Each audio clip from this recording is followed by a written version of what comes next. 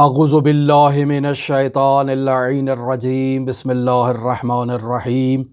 الحمد للہ رب العالمین الصلاة والسلام علی اشرف الانبیاء والمرسلین وعلی آلہ الطیبین الطاہرین المعصومین الذین اذہب اللہ عنہم الرجس وطہرہم تطہیرا اما بعد۔ عزیزان محترم، ہماری آپ کے ساتھ گفتگو مرحوم آیت اللہ سید محمد حسین حسینیہ طہرانی کی کتاب رسالہ لب لباب میں جاری تھی، اور ہم ابھی آپ کی خدمت میں اس کتاب کے مقدمے کو بیان کر رہے تھے۔ اپنی گزشتہ گفتگو میں ہم نے ایک عبارت اس کتاب کے متن سے پڑھی۔ اس عبارت سے متعلق ہم نے اپنی گزشتہ گفتگو میں کچھ وضاحت پیش کی تھی۔ آج اس عبارت کی مزید وضاحت کے ساتھ اس کا ترجمہ آپ کی خدمت میں پیش کرنے کی سعادت حاصل کرنے کی کوشش کریں گے۔ میں آغاز میں اس عبارت کو دوبارہ تکرار کرتا چلوں کہ صفحہ نمبر 10 پر آیت اللہ طہرانی عبارت اس طرح سے لکھتے ہیں کہ لذا تمام اعضاء و جوارح او باید در این سفر بیکار افتد، یعنی انسان جب سیر و سلوک کے سفر کا مسافر بن جاتا ہے تو اس کے تمام جسمانی اعضاء اس سفر میں اس کے ساتھ شریک ہونے چاہیے۔ یعنی انسان کی آنکھیں ہیں تو وہ بھی مسافر ہونی چاہیے، انسان کی زبان ہے اسے بھی سفر کرنا چاہیے، انسان کے کان ہیں اسے بھی سفر کرنا چاہیے۔ الغرض انسان کے جسم کا ہر حصہ، ہر عضو اس سیر و سلوک کے سفر میں انسان کے ساتھ حرکت کرے اور کمال کی طرف وہ اس سفر پر گامزن ہو اور انسان کی مدد کرے تاکہ وہ مدارج عالیہ طے کرے۔ آیت اللہ طہرانی مزید اس عبارت میں آگے وضاحت کرتے ہیں کہ عالم جسم و مادہ او طبع اوست، یعنی انسان کا یہ جو جسم ہے اور یہ جو عالم مادہ ہے یہ اس کی طبیعت ہے، یہ عالم طب ہے اس کا۔ و عالم ذہن و مثال او برزخ اوست، یہ جو عالم ذہن ہے انسان کا یہ اس کے لیے برزخ ہے۔ و عالم عقل و نفس او حقیقت اوست، یعنی انسان کی عقل جو ہے اور انسان کا جو نفس ہے یہ اس انسان کی حقیقت ہے۔ یہ تمام کے تمام سیر و سلوک کے سفر میں انسان کے ساتھ شریک ہونے چاہیے اور مدارج عالیہ طے کرنے میں انسان کے ممد اور مددگار ہونے چاہیے۔ لہٰذا فرماتے ہیں کہ باید در این سفر وارد گردن، یعنی یہ تمام عالم طب، عالم برزخ اور عالم عقل جو انسان کی حقیقت ہے یہ تمام کے تمام اس سفر میں انسان کے ساتھ شریک ہونے چاہیے۔ ایسا نہیں ہے کہ انسان کا جسم مادی سیر و سلوک کے سفر کا مسافر ہو لیکن انسان عالم برزخ کی عنوان سے جو ہے وہ سیر و سلوک کا مسافر نہ ہو، یا کلن انسان کی حقیقت جو انسان کا نفس ہے وہ اس سیر و سلوک کے سفر میں انسان کا مسافر نہ ہو۔ اگر ایسا ہوگا تو یقینی بات ہے یہ کسی نہ کسی سفر کے مرحلے میں جا کر یہ انسان ناقص ہو جائے گا، اس کی سیر و سلوک کامل نہیں ہوگی اور یہ مدارج عالیہ طے نہیں کر پائے گا۔ لہٰذا آیت اللہ طہرانی فرماتے ہیں کہ ہمیں باید در این سفر وارد گردن، تمام ان عوالم کو انسان کے اس سفر سیر و سلوک میں شامل ہونا چاہیے۔ و با یک دیگر تشریک مساعی کنند، یعنی تمام ان اعضاء کو اور تمام ان عوالم کو اس سفر میں شریک ہونا چاہیے اور انسان کے ان تمام عوالم کی اور تمام اعضاء کی یہ کوشش ہونی چاہیے کہ وہ اس انسان کی مدد کریں تاکہ یہ مدارج عالیہ طے کر سکے۔ پھر یہاں اس عبارت کی میں نے وضاحت گزشتہ گفتگو میں بیان کی، آج پھر میں آپ کی خدمت میں اس کی وضاحت کو بیان کرتا چلوں، چونکہ یہ ایک نہایت ہی حساس مرحلہ ہے۔ میں مشاہدہ کرتا ہوں کہ بعض افراد جو ہم سے واٹس ایپ کے ذریعے سے رابطے میں ہیں اور سوال کرتے ہیں، اور ان کے سوالات کی نوعیت کو جب میں مشاہدہ کرتا ہوں تو یہ بات بے بانگ دہل آپ کی خدمت میں کہہ سکتا ہوں کہ یہ افراد ہماری گفتگو کو یا تو سنتے نہیں ہیں، اور اگر سنتے ہیں تو اس بات کو درک نہیں کر پاتے، سمجھتے نہیں ہیں کہ ہم انہیں کیا کہہ رہے ہیں۔ عزیزان، میں آپ کی خدمت میں عرفان شیعی فقاہتی کو بیان کر رہا ہوں، میں کسی صوفی کا ذمہ دار نہیں ہوں، میں کسی گمراہ شخص کے اعمال کا اور نظریات کا نہ تو ذمہ دار ہوں اور نہ پاسخگو ہوں۔ وہ شخص جو بھی اپنی زندگی میں افعال انجام دے رہا ہے، جن اعتقادات کا اور جن نظریات کا وہ حامل ہے اور مالک ہے، میں اس کے ان اعمال اور نظریات کا نہ ضامن ہوں نہ اس کا مدافع ہوں۔ میں آپ کی خدمت میں عرفان شیعی فقاہتی کو بیان کر رہا ہوں۔ اگر آپ کو پسند ہے ان مطالب کو سنیں۔ ان مطالب سے متعلق اگر آپ کا کوئی سوال ہے، آپ سوال کریں، میں کوشش کروں گا جہاں تک مجھے معلوم ہے میں آپ کو اس کا جواب دینے کی کوشش کروں۔ باقی میں ہرگز اس بات کا مدعی نہیں ہوں کہ تمام چیزوں کا علم میرے پاس ہے۔ میں کسی خاص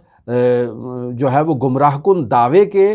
صدد میں نہیں ہوں، لیکن یہ ہے کہ انسان اپنی استعداد کے مطابق، اپنی توان کے مطابق اگر اسے کچھ معلوم ہے تو بیان کرے گا، اور اگر معلوم نہیں ہے تو کوشش کرے گا کہ کہیں سے اس کا معقول جواب ملے، تلاش کیا جائے بزرگان کی زندگی میں، ان کی سیرت میں، ان کے حالات زندگی میں، یا ان سے متعلق جو کتابیں تحریر کی گئی ہیں ان کتابوں میں، اور جہاں تک وہ جواب ملے گا میں آپ کی خدمت میں پیش کروں گا۔ لیکن کسی صوفی کا اور کسی باطل عقیدہ شخص کے نظریات کا میں ضامن نہیں ہوں، لہٰذا جو میں باتیں کہہ رہا ہوں آپ ان باتوں پر توجہ کریں، اور ان باتوں سے متعلق سوال اگر کوئی ہو تو ہمیں کیا کریں۔ اس کے علاوہ نہ تو میں کسی سوال کا جواب دہ ہوں اور نہ ہی اس کے نظریے کا پرچار کر رہا ہوں۔ لہٰذا ہم نے یہ مطالب آپ کی خدمت میں پہلے بھی بیان کیے، میں آج پھر ان کا تکرار کرتا چلوں کہ ہم نے یہ عرض کیا تھا کہ انسان جب سیر و سلوک کرتا ہے تو سیر و سلوک کرتے ہوئے جب انسان اس عالم مادہ سے مافوق عوالم کی طرف چلا جاتا ہے تو وہاں انسان اگر اعتقادی اعتبار سے کمزور ہو تو یہ کمزور عقیدے کا حامل اور مالک شخص جسمانی اعمال کو ترک کر دیتا ہے، اور یہ شخص کہتا ہے کہ اس شریعت مقدسہ مطہرہ اسلامیہ کی کیا ضرورت ہے، ہم نے خدا تک پہنچنا ہے، ہم نے خدا کی توحید کو لمس کرنا ہے، تو جب ہمارا مقصد سب کا ایک ہے تو کیا فرق کرتا ہے کہ انسان عرفان یہودی کا قائل ہو اور پیروکار ہو، عرفان مسیحیت کا قائل اور پیروکار ہو، عرفان بودائیت کا قائل اور پیروکار ہو، عرفان ہندوازم کا قائل اور پیروکار ہو، اس میں کیا فرق کرتا ہے؟ سب نے تو خدا تک پہنچنا ہے۔ نہیں عزیزان، ایسا ہرگز نہیں ہے۔ شریعت مقدسہ مطہرہ اسلامیہ اور دین مبین اسلام اساس کار ہے، بنیاد ہے۔ اگر انسان کوئی شخص مدارج عالیہ طے کرنا چاہتا ہے تو صرف اور صرف راستہ یہ ہے، ان الدین عند اللہ الاسلام۔ ہاں، اگر کوئی شخص اپنے اس مادی بدن کو ریاضت دے، محنت کرے، جد و جہد کرے، زہد اختیار کرے، تعبد اختیار کرے، اذکار کرے، تو اس کے نتیجے میں بھی یہ انسان کچھ مدارج طے کر سکتا ہے، لیکن یہ انسان کبھی بھی کامل نہیں ہوگا۔ اس بات کا آپ کو پختہ یقین ہونا چاہیے۔ یہ مسلمہ اصول ہے عرفان شیعی فقاہتی کے اندر۔ لہٰذا ہم نے یہ کہا کہ اگر یہ شخص اعتقادی اعتبار سے کمزور ہوگا تو یہ اس عالم مادہ سے باہر نکلنے کے بعد اعتقادات کے ضعف اور کمزوری کی بنیاد پر یہ شخص خداوند متعال کو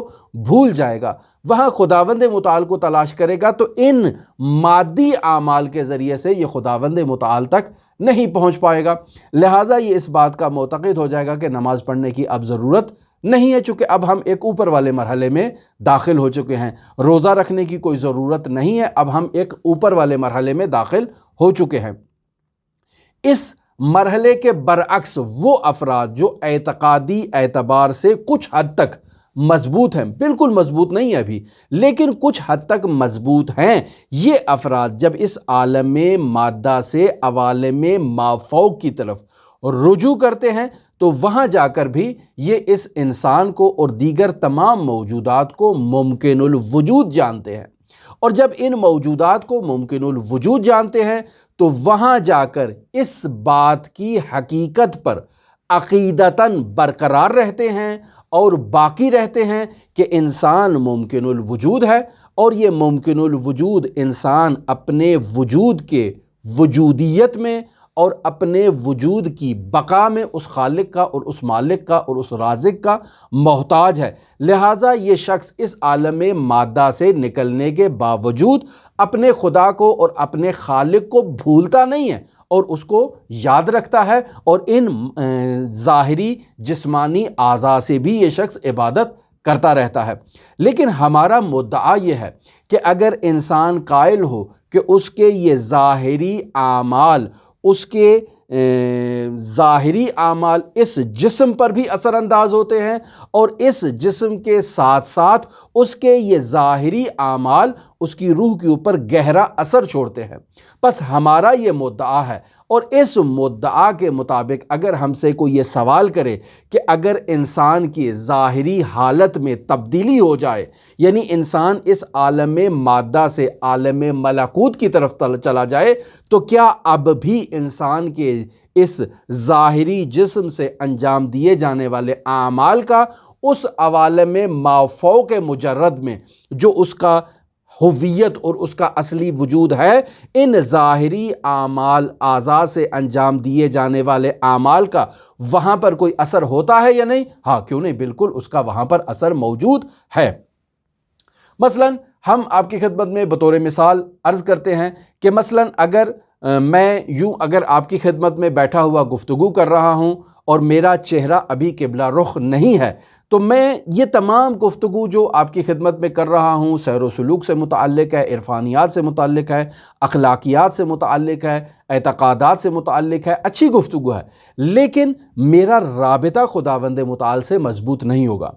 لیکن اگر میں یہی جو آپ سے گفتگو کر رہا ہوں اور میرے سامنے اللہ تبارک و تعالیٰ کا گھر ہے، یعنی میری چہرہ جو ہے وہ قبلہ رخ ہے، اور میں قبلہ رخ ہو کر بیٹھ کر آپ سے گفتگو کر رہا ہوں، تو اب میری جو توجہ ہے وہ خداوند متعال کی طرف زیادہ ہوگی، اور اس باطنی قلبی توجہ کی نتیجے میں میں آپ کے ساتھ جو گفتگو کروں گا اس میں ایک روحانیت اور اس میں احساسات کا پہلو جو ہے وہ زیادہ پایا جائے گا۔ لہٰذا شریعت مقدسہ مطہرہ اسلامیہ میں بھی انسان کو یہ ترغیب دلائی گئی ہے کہ انسان نماز کے علاوہ بھی جو عبادات انجام دیتا ہے، انسان جو اعمال حسنہ انجام دیتا ہے، انسان جو دعائیں کرتا ہے، اذکار کرتا ہے، مطالعہ کرتا ہے، تحقیق کرتا ہے، جو بھی علمی کاوش کرتا ہے، انسان کو قبلہ رخ ہو کر کرنے چاہیے۔ کیوں؟ چونکہ قبلہ رخ ہو کر جب انسان بیٹھتا ہے تو اس انسان کی توجہ خداوند متعال کی طرف زائد ہوتی ہے۔ اب سوال یہ پیدا ہوتا ہے کہ یہ توجہ کس نے اختیار کی ہے؟ میں نے اختیار کی ہے اس جسم کے ساتھ۔ میں نے اس جسم کے ساتھ قبلہ کی طرف، اللہ کے گھر کی طرف توجہ کی ہے، اور اس توجہ کے نتیجے میں میرا باطن جو ہے وہ اللہ کے گھر کی طرف متوجہ ہوا ہے، یعنی گویا کہ میرا باطن جو ہے وہ خود خداوند متعال کی طرف متوجہ ہے اور خود کو اس کے حضور میں اور اس کے محضر میں پا رہا ہے۔ لہٰذا اس ظاہری بدن کی نورانیت سے میرا باطن جو ہے وہ خود بخود نورانی ہو جائے گا۔ یہ اس کی واضح ترین مثال ہے کہ جو شریعت مقدسہ مطہرہ اسلامیہ میں ملتی ہے۔ لیکن جب انسان اس عالم مادہ سے عوالم مافوق کی طرف سفر کرتا ہے تو ان عوالم میں جب انسان جاتا ہے تو اس کے ساتھ بعض ایسے روحانی حالات پیش آتے ہیں جہاں انسان کا اس دنیا میں قبلہ رخ ہو کر بیٹھنا بھی اس انسان کے لیے وہ فائدہ اور وہ مثمر ثمر واقعہ نہیں ہوتا جو ان عوالم میں اس کے لیے مثمر ثمر واقعہ ہونا چاہیے تھا۔ اب ایسی حالت میں یہ انسان بسا اوقات اس بات کے نظریے کا قائل ہو جاتا ہے کہ جب تک میں اس عالم مادہ میں تھا میرا قبلہ رخ ہو کر بیٹھنا میرے بدن کی نورانیت کے ساتھ میری روح کی نورانیت کا بھی باعث بن رہا تھا، لیکن جب میں ایک عالم مادہ سے تجاوز کر کے عوالم مافوق میں آ چکا ہوں تو اب میرا قبلہ رخ ہو کر بیٹھنا اس بدن کے لیے تو مفید ہو سکتا ہے، لیکن اس عالم ملکوت میں میرے لیے اس کا کوئی فائدہ نہیں پہنچ رہا ہے۔ لہٰذا اب مجھے قبلہ رخ ہو کر بیٹھنے کی ضرورت نہیں ہے، لہٰذا شریعت مقدسہ مطہرہ اسلامیہ پر عمل کرنے کی کوئی ضرورت نہیں ہے۔ یہ وہی باطل نظریہ ہے جسے ہم پہلے آپ کی خدمت میں بیان کر چکے ہیں کہ انسان عالم مادہ میں جسمانی اعمال کو انجام دے رہا ہے اور عوالم مافوق میں اس کے یہ جسمانی اعمال اور جسمانی جو بھی اس کی عبادات ہیں وہ اس کے روحانی حالات پر سرایت نہیں کرتی ہیں اور وہاں اس کے لیے مثمر ثمر واقعہ نہیں ہو رہی ہیں۔ یعنی عالم مادہ بطور مستقل یہ جسم جو ہے وہ اپنے امور کی تدبیر کر رہا ہے، جبکہ عالم ملکوت جو ہے وہ خود اس انسان کے لیے اپنی مستقل طور پر جو ہے وہ تدبیر کو انجام دے رہا ہے۔ پس اس دنیا میں یہ میرا مادی بدن یہ بھی تدبیر ہو رہا ہے، اور ان عوالم ملکوت میں میری روحانی تدبیر جو ہے وہ ہو رہی ہے۔ اب سوال یہ پیدا ہوتا ہے کہ جب یہ جسم اس عالم ملکوت کے انسان کے معاملات کی تدبیر نہیں کر رہا اور روحانی اعتبار سے اسے سپورٹ نہیں کر رہا، تو اس کی کیا ضرورت ہے؟ ان اعمال ظاہری کی انجام دینے کی کیا ضرورت ہے؟ ہم نے یہاں گزشتہ اپنی گفتگو میں متعدد آپ کی خدمت میں مثالیں پیش کی اور آپ کو یہ عرض کیا کہ انسان جب ان عوالم کا مسافر ہوتا ہے تو اس عالم مادہ میں موجود بدن کو تدبیر کر سکتا ہے، لہٰذا اس عالم مادہ میں موجود بدن سے اس کی روح کا ایک گہرا رابطہ ہے، لہٰذا یہ روحانی طور پر اپنے بدن کے اوپر غالب ہوتا ہے اور اس بدن پہ تدبیر کر رہا ہے، نظارت کر رہا ہے اور اس کے امور کو انجام دے رہا ہے، اور کسی قسم کا وہاں خلل واقع نہیں ہو رہا۔ اس کی ایک ملموس ترین مثال میں نے گزشتہ گفتگو میں 3 مثالیں دیں، آج پھر آپ کی خدمت میں تکرار کرتا چلوں۔ مثلا میں ابھی اس عالم مادہ سے عالم ملکوت کی طرف مسافر نہیں ہوا ہوں، اسی عالم مادہ کا مسافر ہوں۔ اس عالم مادہ میں اگر کوئی شخص مجھے ٹیکا لگاتا ہے تو اس ٹیکا لگانے سے میرے بدن میں تکلیف ہوتی ہے اور اس تکلیف کو میں محسوس کرتا ہوں، یا اگر کوئی شخص میرے سر پر ایک پتھر مارتا ہے تو اس پتھر کے مارنے سے میرے سر میں تکلیف ہوتی ہے، اس تکلیف کے نتیجے میں خون بھی بہے گا، سر میں درد بھی ہوگی۔ اب جب خون بھی بہہ رہا ہے، سر میں درد بھی ہو رہی ہے، اور ایسے میں اذان کا وقت ہو جاتا ہے اور میں نماز پڑھنے کے لیے کھڑا ہوتا ہوں، تو وہ حضور قلب جو ہونا چاہیے تھا نماز میں وہ اب نہیں ہے۔ یہ میری ایک عام عادی انسان کی کیفیت ہوتی ہے۔ لیکن جب انسان اس عالم مادہ سے سفر کر کے ان ملکوتی عوالم تک پہنچ جاتا ہے تو وہاں یہ انسان ایک روحانی اعتبار سے وسعت اختیار کر چکا ہے، لہٰذا اگر اس کے بدن میں کوئی تکلیف ہو رہی ہے تو وہ اس عوالم میں موجود انسان روحانی اعتبار سے مضبوط ہونے کی وجہ سے اس تکلیف کو برداشت کر لیتا ہے۔ لہٰذا آپ نے متعدد ایسی شخصیات کو مشاہدہ کیا ہوگا، ایسے علماء کو مشاہدہ کیا ہوگا جو شدید ترین تکلیف کے باوجود اسے تحمل کر رہے ہیں اور خداوند متعال کا ذکر بھی انجام دے رہے ہیں۔ یعنی تکلیف ایسا نہیں ہے کہ انہیں تکلیف نہیں ہو رہی ہے، انہیں تکلیف ہو رہی ہے، لیکن وہ اس تکلیف کو اپنی روحانیت کے مضبوط ہونے کی وجہ سے آسانی سے برداشت بھی کر رہے ہیں اور تحمل بھی کر رہے ہیں اور خداوند متعال کا ذکر بھی انجام دے رہے ہیں۔ گزشتہ گفتگو میں نے 3 مثالیں آپ کی خدمت میں بیان کی۔ آیت اللہ علامہ محمد حسین طباطبائی مفسر قرآن آنکھوں کا آپریشن ہے لیکن بے ہوش کرنے کی اجازت نہیں دے رہے ہیں، لہٰذا آنکھوں کا آپریشن ان کی بیداری کی حالت میں اور غیر بے ہوشی کی حالت میں انجام دیا جاتا ہے، اور ڈاکٹر نے شرط کی تھی کہ آپ نے پلک کو نہیں جھپکنا، لہٰذا اس قدر روحانی اعتبار سے مضبوط تھے کہ انہوں نے بالکل اس آپریشن کے دوران پلکوں کو نہیں جھپکا۔ مثال دی آیت اللہ جمال الدین گلپائگانی کی کہ ان کا بھی آپریشن تھا، انہوں نے کہا صحیفہ سجادیہ کی میں قرات کروں گا، بے ہوش کرنے کی میں اجازت نہیں دوں گا، آپ کرتے رہے، میں صحیفے کی تلاوت کروں گا۔ تمام جسم کو جو ہے وہ باقاعدہ چاقو سے کاٹا گیا، باقاعدہ وہ اعمال جراحی جو ہیں وہ آپریشن کے جو وظائف ہیں وہ انجام دیے ڈاکٹر نے، اور آگا جو ہے نا وہ صحیفہ سجادیہ کی تلاوت میں مصروف ہیں۔ ہم نے تیسری مثال دی مرحوم محمد رضا مظفر کی۔ مثالیں بہت زیادہ ہیں کہ مرحوم محمد رضا مظفر کے دماغ کا آپریشن تھا اور وہ آپریشن بغیر بہوشی کے انجام پایا اور پایا تکمیل تک پہنچایا، اور آگا اپنے ذکر میں اور اپنی عبادت میں مصروف ہے۔ تو ایسی متعدد مثالیں میں نے عرض کیا کہ آپ کو مل جائیں گی۔ ان مثالوں سے بخوبی یہ بات ظاہر ہو جاتی ہے کہ انسان کا بدن اس عالم مادہ میں موجود ہے۔ اگر انسان جو ہے وہ ان عوالم ملکوت کا مسافر نہ ہو تو اس عالم مادہ میں اگر انسان کے بدن کے ساتھ کوئی غیر طبیعی حالت پیش آتی ہے، کوئی ذرا سی تکلیف ہوتی ہے تو انسان کی روح متاثر ہو جاتی ہے۔ لیکن جب انسان اس عالم مادہ سے عوالم مافوق میں چلا جاتا ہے اور وہاں جا کر انسان جو ہے وہ خداوند متعال کے ان عجائب کو مشاہدہ کرتا ہے اور ان عوالم کی تجلیات کو مشاہدہ کرتا ہے، تو ایسے میں انسان روحانی اعتبار پر سے مضبوط ہوتا ہے اور اپنے اس نفس کی تدبیر کر سکتا ہے اور اس جسم کی تدبیر کر سکتا ہے، لہٰذا اگر اسے یہاں آپریشن بھی ہو رہا ہے تو وہ اس کے درد کو تحمل کر سکتا ہے۔ ایسا ہرگز نہیں ہے کہ اسے درد نہیں ہو رہا، نہیں، درد اسے ہو رہا ہے، لیکن اس درد کو تحمل کرنا، برداشت کرنا اور تدبیر کرنا، ذکر الہی کو انجام دینا اور توجہ کے ساتھ انجام دینا، لحظہ بھر بھی خداوند متعال کی یاد سے غافل نہ ہونا، یہ ایک ایسے انسان کا کام ہے کہ جو روحانی اعتبار سے بہت مضبوط ہے۔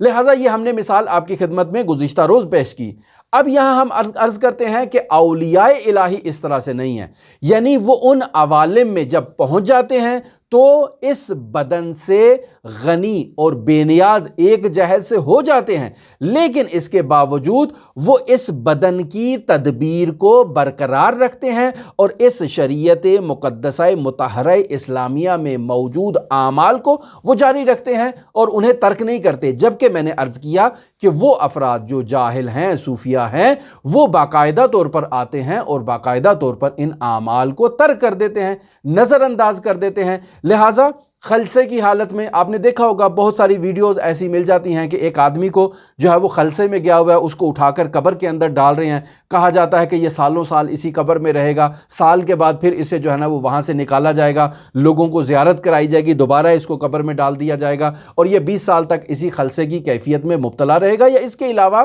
بہت ساری ایسی چیزیں مل جاتی ہیں، نظر آ جاتی ہیں کہ انسان اس عالم مادہ سے جب ان عوالم ملکوت کی طرف چلا جاتا ہے تو اس بدن کو نظر انداز کر دیتا ہے۔ بس اوقات اس کے لیے ان عوالم سے اس عالم مادہ میں واپس لوٹنا نہایت دشوار ہوتا ہے، جبکہ عرفان شیعی فقاہتی میں ایسا ہرگز نہیں ہے۔ عارف باقاعدہ اپنے جسم کے امور کی بھی تدبیر کرتا ہے اور انہی شریعت مقدسہ مطہرہ اسلامیہ میں موجود اعمال کو جو ہے وہ انجام دیتا ہے۔ ایک دوسرا جواب اسی شبہے سے متعلق میں آپ کی خدمت میں انجام دیتا ہوں۔ بس اوقات یہ ہوتا ہے کہ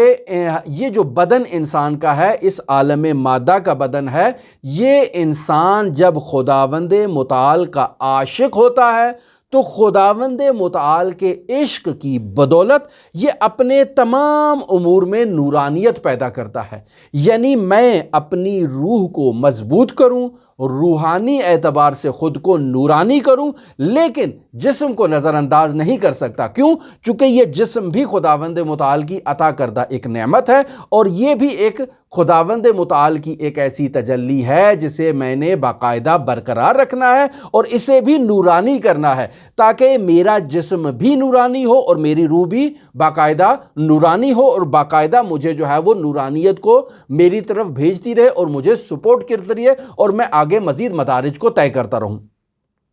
لہٰذا اس کی مثال بھی میں آپ کی خدمت میں پہلے دے چکا ہوں، دوبارہ آپ کی خدمت میں اس کو بیان کرتا ہوں۔ بعض افراد ایسے ہوتے ہیں جنہیں اگر حضرت امام علی ابن موسیٰ الرضا علیہ آلاف و تحیت و ثنا کے حرم مطہر میں لے جایا جائے، زری سے 2 فٹ فاصلے پر انہیں کھڑا کر دیا جائے اور 1 گھنٹہ وہ وہاں کھڑے ہو کر زیارت جامعہ کبیرہ کی تلاوت کریں اور باہر آئیں، اب ان سے پوچھیں کہ کیا آپ نے اپنے اندر کوئی روحانیت محسوس کی؟ وہ کہیں گے نہیں، کوئی خاص تبدیلی تو نہیں تھی، میں باہر سے آیا ویسے ہی میں نے زیارت کی اور ویسے ہی میں باہر چلا گیا، ولو 1 گھنٹہ میں نے زیارت جامعہ کبیرہ کی تلاوت کی ہے، لیکن میرے وجود میں کوئی خاص ایسی تبدیلی نہیں آئی کہ جس کی طرف آپ اشارہ کرنا چاہ رہے ہیں۔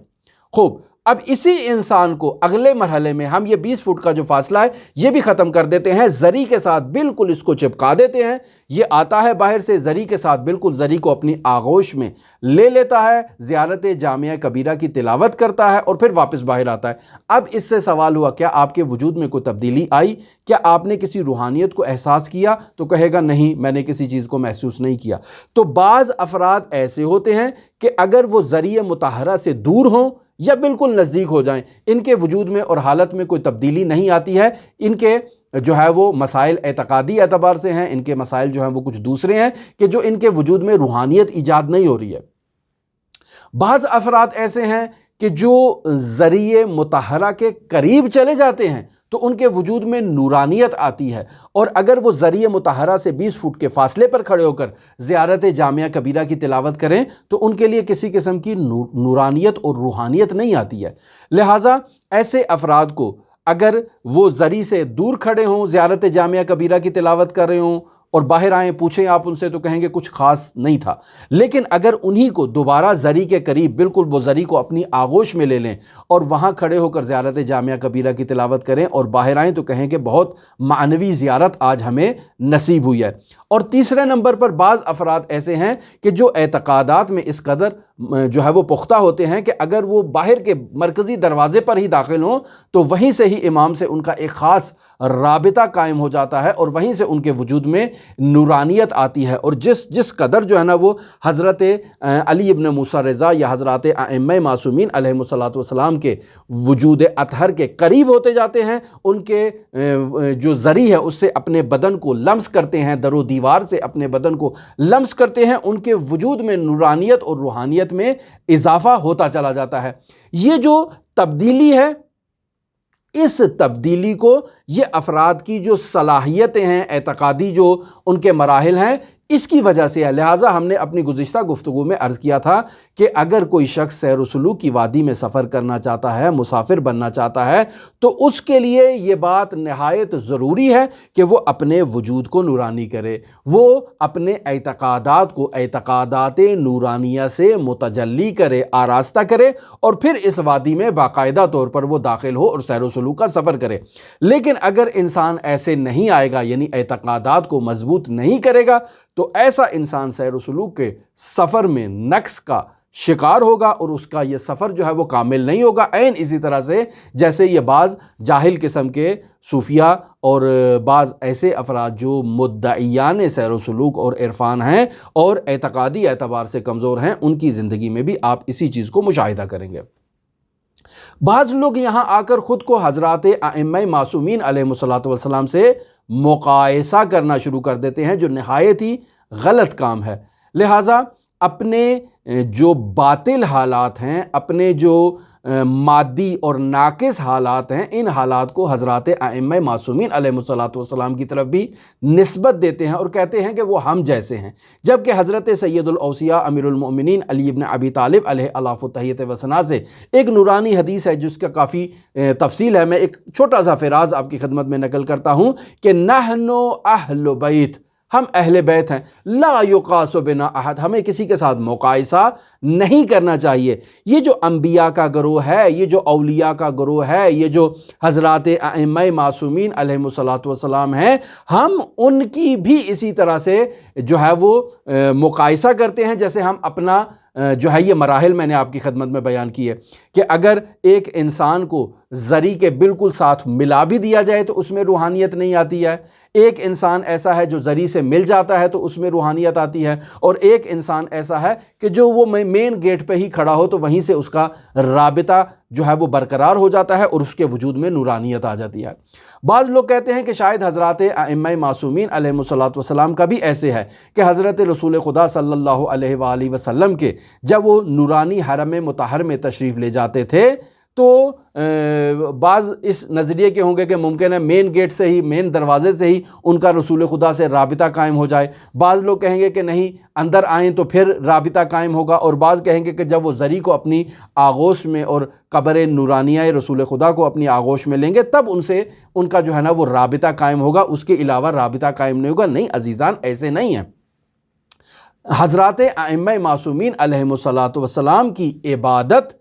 تواضع میں اضافے کا باعث نہیں بنتی ہے۔ ایسے نہیں ہے کہ وہ اگر رسول خدا صلی اللہ علیہ وآلہ وسلم کی ذریعہ اقدس کو اپنی آغوش میں لیں گے تو اب انہیں وہ نورانیت ملے گی، اور اگر وہ ایسا نہیں کریں گے تو ان کو وہ نورانیت نہیں ملے گی۔ ایسا ہرگز نہیں ہے۔ یہ وہ ہستیاں ہیں کہ جو جامعیت رکھتی ہیں، جو ان ہستیوں کی جامعیت اس بات کا اقتضا کرتی ہے کہ یہ ان دونوں عوالم کو، یعنی عالم مادہ کو اور عالم ملکوت کو جمع کریں اور ان دونوں عوالم کا خیال رکھیں، لیکن ہرگز اس کا یہ مطلب نہیں ہے کہ ان کا یہ عالم مادہ جو ہے وہ تاثیر انجام دے رہا ہے اور ان کو ملکوت اعلیٰ میں روز بروز ان کی ترقی کا باعث بن رہا ہے۔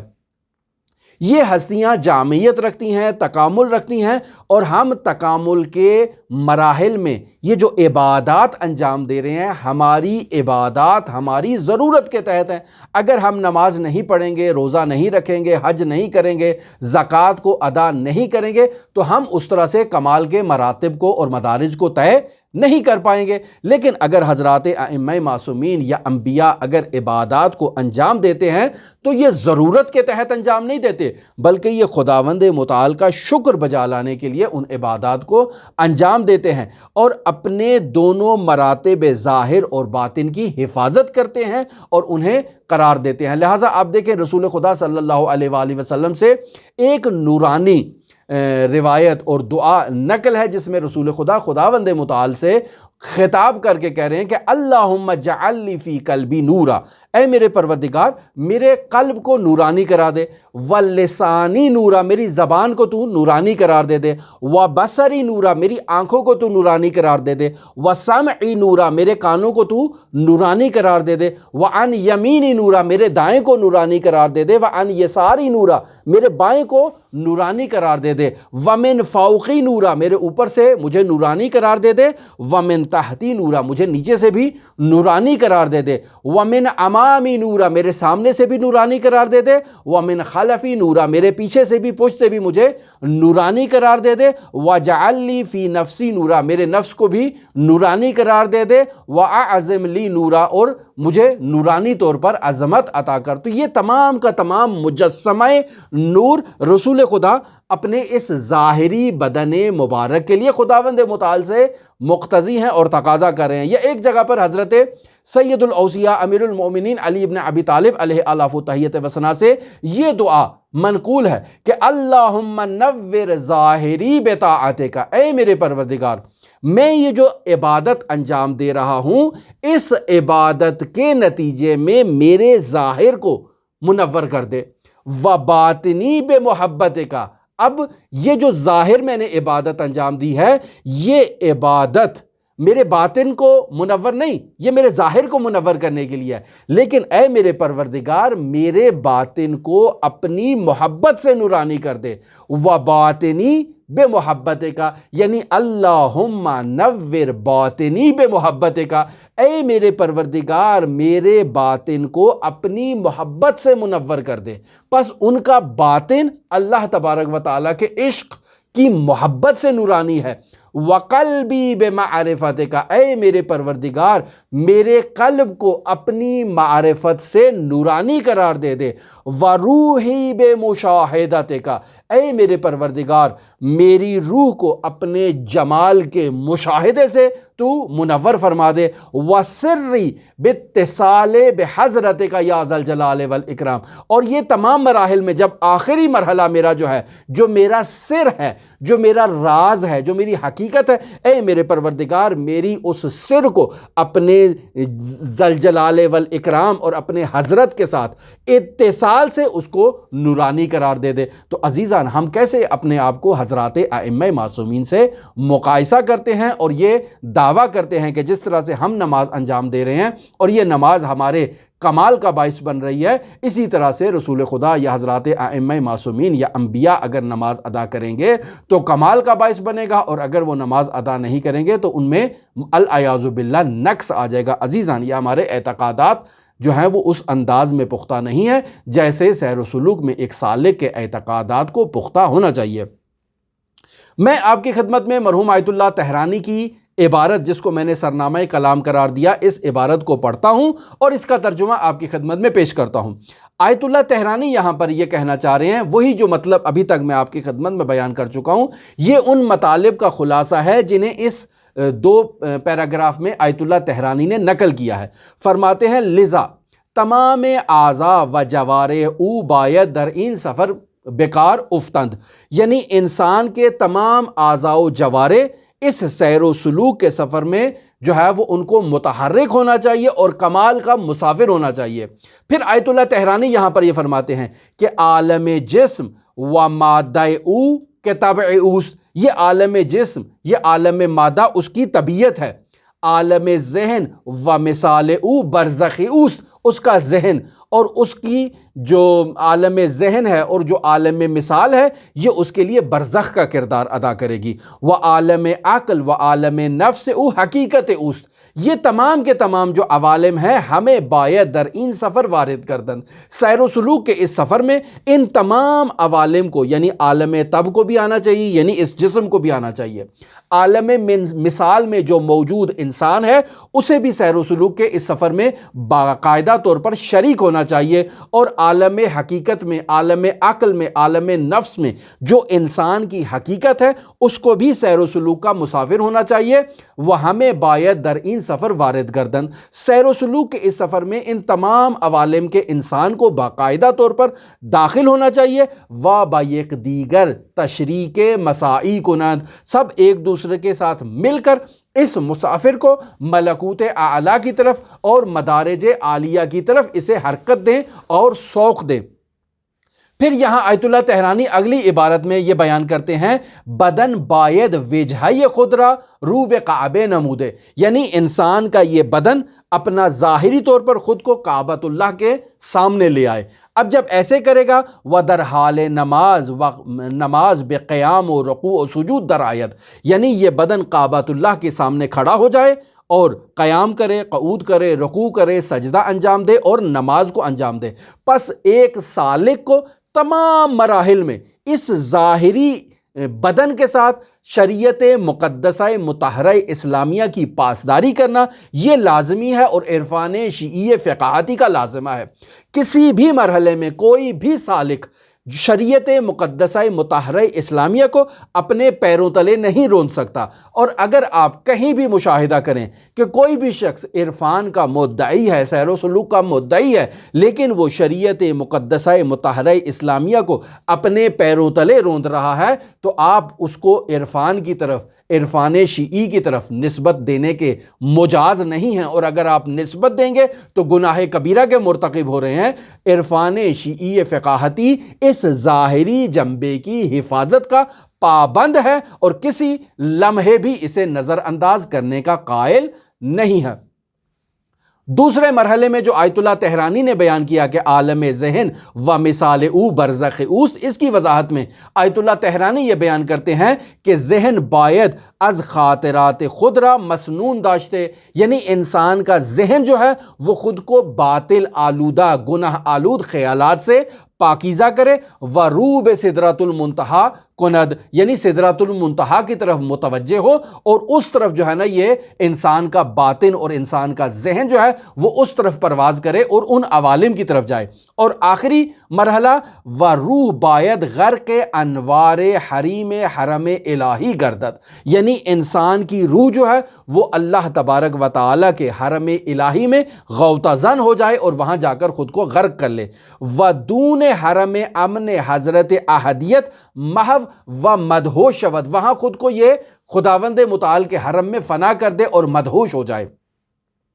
یہاں سے پھر آیت اللہ تہرانی باقاعدہ صراط مستقیم کا مطلب بیان کر رہے ہیں، اور وہ صراط مستقیم کا مطلب یہ ہے کہ انسان کے ظاہری اعمال اور انسان کا ملکوتی پہلو یہ دونوں ایک دوسرے کے ساتھ شریک ہونے چاہیے سیر و سلوک کے سفر میں۔ کہیں بھی اجازت نہیں دی جاتی ہے کہ انسان یہ کہے کہ میں اب عوالم ملکوت میں پہنچ چکا ہوں، مجھے اس جسم کی اب ضرورت نہیں ہے، شریعت مقدسہ مطہرہ اسلامیہ کی ضرورت نہیں ہے، میں اس شریعت کو ٹھوکر مارتا ہوں اور اب میں خداوند متعال تک پہنچ چکا ہوں۔ ہرگز ایسا نہیں ہے۔ لہٰذا صراط مستقیم کا مطلب کیا ہے؟ صراط مستقیم کا مطلب یہ ہے کہ انسان اپنے ظاہری بدن کے یہ جو طبع، یعنی یہ عالم جسم، عالم مادہ، عالم طبع اوست، اس کی اور عالم برزخ، عالم ذہن اور عالم عقل اور عالم نفس کے ساتھ آپس میں یگانگی ایجاد کرے، وحدت ایجاد کرے اور دونوں عوالم کی حفاظت کرے۔ لہٰذا صراط مستقیم کا مطلب یہ ہے کہ انسان اپنے ظاہر اور باطن کو جمع کرے۔ لہٰذا یہاں سے آیت اللہ تہرانی ان نظریات کو بیان کرنا چاہتے ہیں جنہیں میں آپ کی خدمت میں پہلے سے ابھی بیان کر چکا ہوں۔ اب آپ کی خدمت میں باقاعدہ اس عبارت کے ترجمے سے ان مسائل کو بیان کرتا ہوں۔ مثلا وہ لوگ جو اہل ظاہر ہیں ان کے بارے میں سب سے پہلے آیت اللہ تہرانی یہاں بیان کرتے ہیں، وَعَزِیجَ بِدَست می آید، کہ ادعی کے بے ظاہر پرداختے، یعنی وہ لوگ جو ظاہر پر عمل کرتے ہیں، وَأَز عبادیات و اعمال حسنہ فقط بے فعل قالبی اکتفا می کنند، یعنی آتے ہیں باہر سے، گھر سے نکلتے ہیں، آتے ہیں حرم مطہر میں داخل ہوتے ہیں، 1 گھنٹہ کھڑے ہو کر زیارت جامعہ کبیرہ پڑھی ہے اور پھر واپس چلے گئے ہیں۔ سوال کیا آپ کے وجود میں کوئی تبدیلی ایجاد ہوئی، کوئی نورانیت آئی، کسی چیز کا آپ نے احساس کیا؟ تو کہیں گے نہیں، کوئی خاص ایسی چیز تو نہیں تھی، ایک عام روٹین کی میں نے زیارت کی ہے اور زیارت کر کے میں گھر جا رہا ہوں۔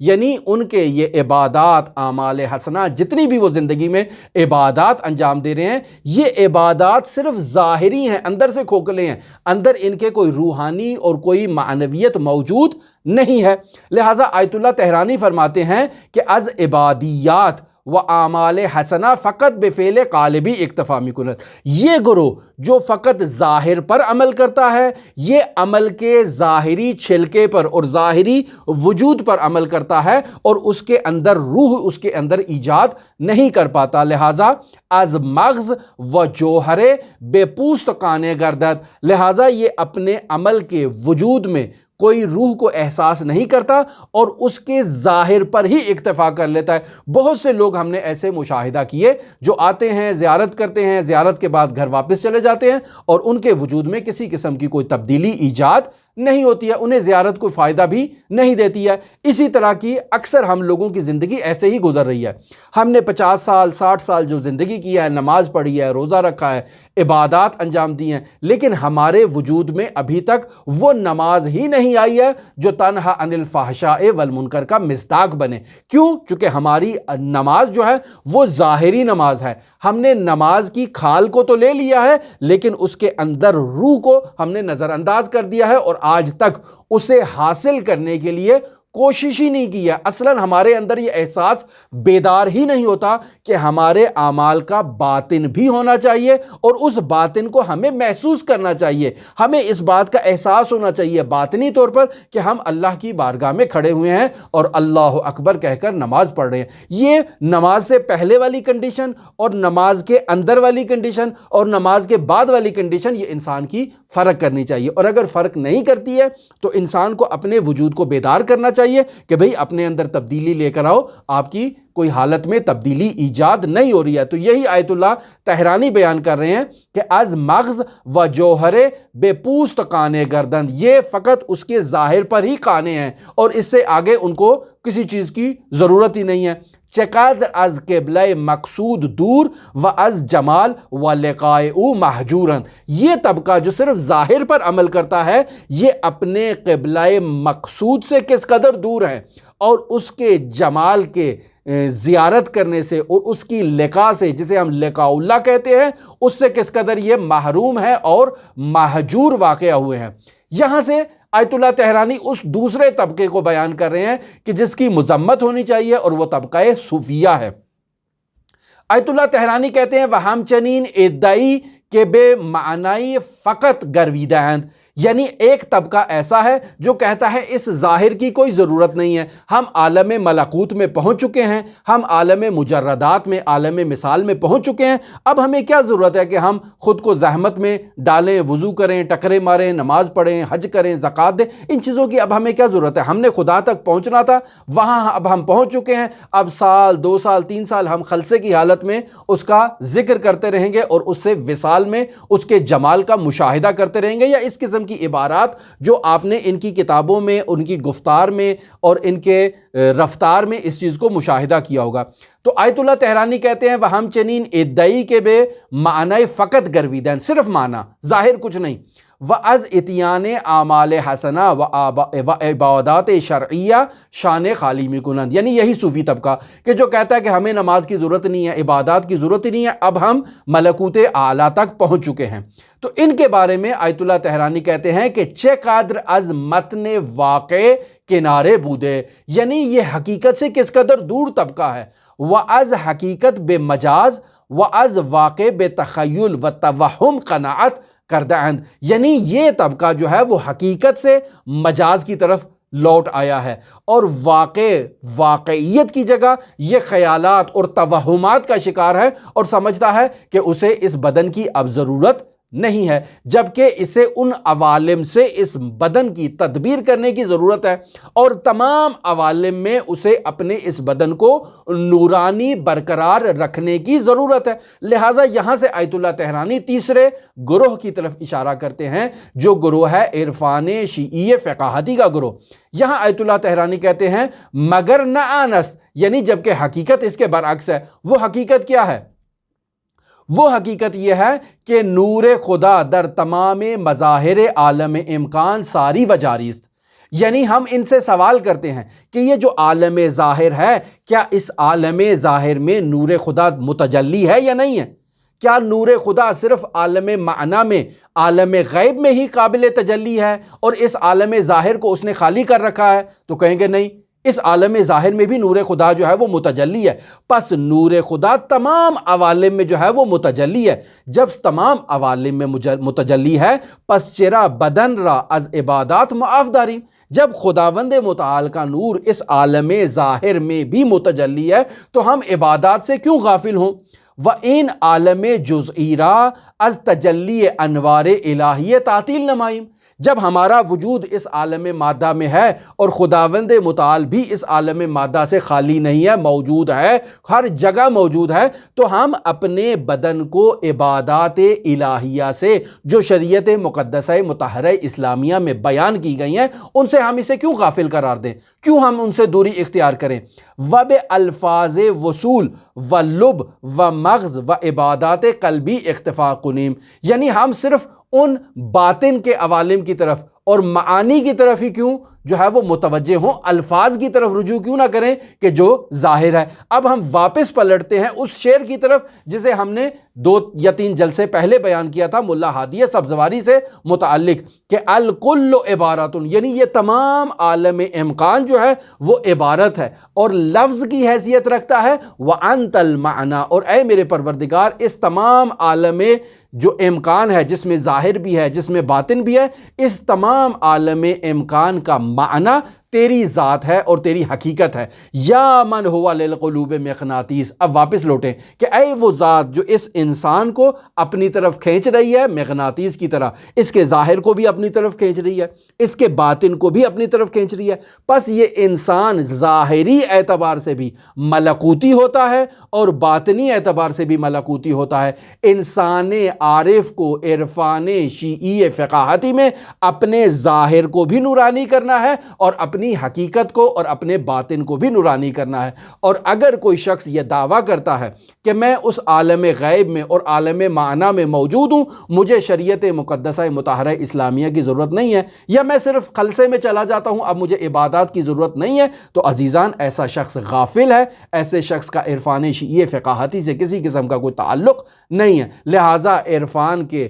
اور تصوف کے جو باطل گروہ ہیں، جو جہال پر مبنی گروہ ہیں، ان سے کنارہ گیری اختیار کریں، دوری اختیار کریں، اور ہم سے بالخصوص ہم سے ایسا کسی قسم کا کوئی سوال نہیں پوچھیں جس کا ہماری بحث سے کوئی تعلق نہیں ہے۔ فلاں صوفی نے یہ کہہ دیا، فلاں شخص نے یہ کہہ دیا۔ عزیزان اگر آپ ان کی بات سننا چاہتے ہیں، ان کی طرف مائل ہیں، ان کی طرف رجحان رکھتے ہیں، ان کی باتیں سنیں، آپ ہماری طرف کیوں رجوع کر رہے ہیں اور ہم سے سوال کیوں کر رہے ہیں؟ میں نے ان کی باتوں کا جواب دینے کا کوئی ٹھیکہ لیا ہوا ہے؟ میں ان کا کوئی ذمہ دار ہوں؟ میں ان کا وکیل وسیع ہوں جو آپ ان کے متعلق جو ہیں وہ بندہ حقیر سے سوالات کرتے ہیں؟ ایسا نہ کیا کریں۔ اور اگر آپ ان کے اعمال کو، کردار کو، رفتار کو علماء شیعہ کی طرف،